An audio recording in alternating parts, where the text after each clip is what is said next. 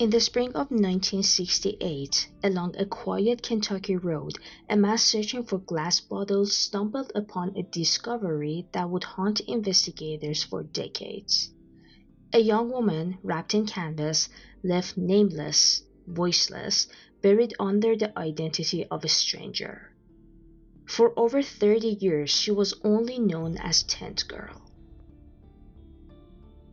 Tonight we're diving into the haunting mystery of Barbara Ann Hackman Taylor, a woman whose life was stolen, her identity erased, and whose name was finally restored not by the police but by an ordinary man with a computer and an obsession.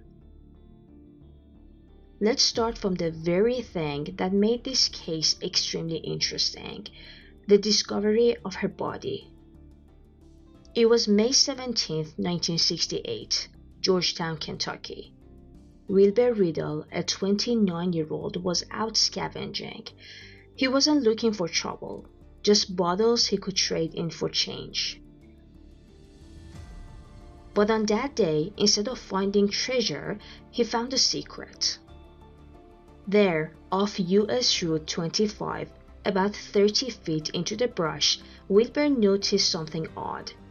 A heavy canvas-like bag, the kind used to carry tents. Curious, he opened it. What he saw inside would never leave his memory. The bag held the body of a young woman, curling on herself, already decomposing.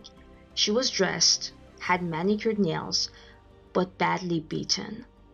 She was no runaway animal, no mannequin, no trick of the eye. She was human. Wilbur froze. He ran to call authorities, and soon the quiet stretch of road became a crime scene. Who was this nameless girl? Police estimated she had been dead about a month, maybe only 2-3 weeks. Forensic examiners said she was between 16 and 19 years old, just a teenager. 5'1", about 110 pounds. Brown or auburn hair. There was a gap between her front teeth, and she had died of blunt force trauma. But beyond that, nothing. No ID, no missing persons report. No one came forward. She became known only as Tent Girl, after the canvas bag that held her remains. And in June 1968, when she was buried in Georgetown Cemetery, her headstone read, Tent Girl, found May 17, 1968. Died about April 26 to May 3, 1968. Age about 16 to 19 years. Reddish-brown hair. Unidentified.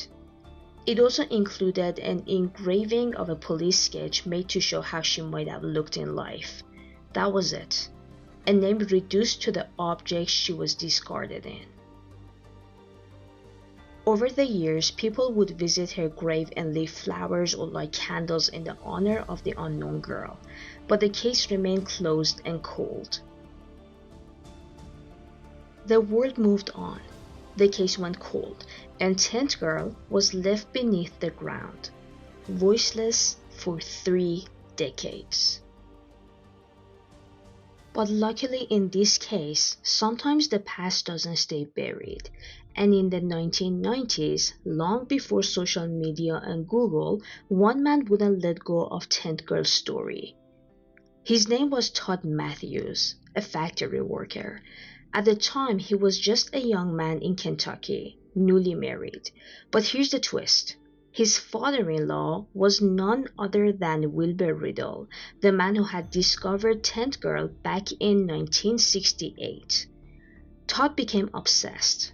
Who was she? Why had no one claimed her? Late at night, while others slept, he logged into early online forums and genealogy databases. He posted her description over and over. Auburn hair, 5'1", teenage or early 20s, found in Kentucky, 1968. It was tedious. It was thankless. Not to mention, every single thing had to be done in person, and there were a lot of inconsistencies between the news articles and what his father-in-law and other people remembered. But Todd wouldn't stop. He said later that he felt like she was haunting him, like she needed him to bring her name back. Some may have thought that this was just an obsession that soon would subside. Well, as soon as he would become wrapped in all the things a marriage entails. But Todd had a reason. His brother and sister had died as infants and their family never failed to visit their graves. But Tentgirl's siblings, her parents, her children, her friends, they couldn't visit her because they didn't know where she was. And that got to Todd. That bothered him on a level that kept him driven, kept him going. Todd even went as far as creating his own website dedicated to Tentgirl in 1997. Then, in 1998, 30 years after Tentgirl was laid to rest, a woman named Rosemary Hackman stumbled upon Todd's online posts. She was shocked. The description matched her missing sister, Barbara Ann. Barbara had disappeared in 1967. She was just 24 years old, born on September 12, 1943, the mother of an 8-month-old girl and trapped in a troubled marriage to a man named George Earl Taylor, a carnival worker. Barbara's family had searched desperately for her, but her husband, well, he told conflicting stories. At times, he claimed Barbara had left him for another man. At other times, he hinted that she was gone for good. What he never did was file a missing persons report. And this obviously made him the prime suspect in the case. But as crime heads out there know all too well, nobody know crime. So he was never actually arrested. When Rose saw Tentgirl's description, something clicked. DNA testing was arranged, and finally, on April 23, 1998, the truth was confirmed. Tentgirl was Barbara Ann Hackman Taylor. For the Hackman family, it was bittersweet. They finally had answers. After 30 years of uncertainty, Barbara's name was restored, her grave marked properly, and her family given the chance to grieve. Though her married name wasn't included, well, you can guess why. Her name, her nickname, her date of birth, and the inscription, loving mother, grandmother, and sister, was added. And yes, by the time Barbara was identified, her daughter was all grown, living in Ohio with her own husband and children. But another question loomed. Who killed her? The suspicion always pointed to one man, her husband, George Taylor. He never reported her missing.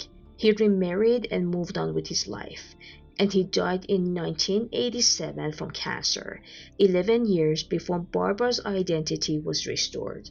No charges, no trial, no justice.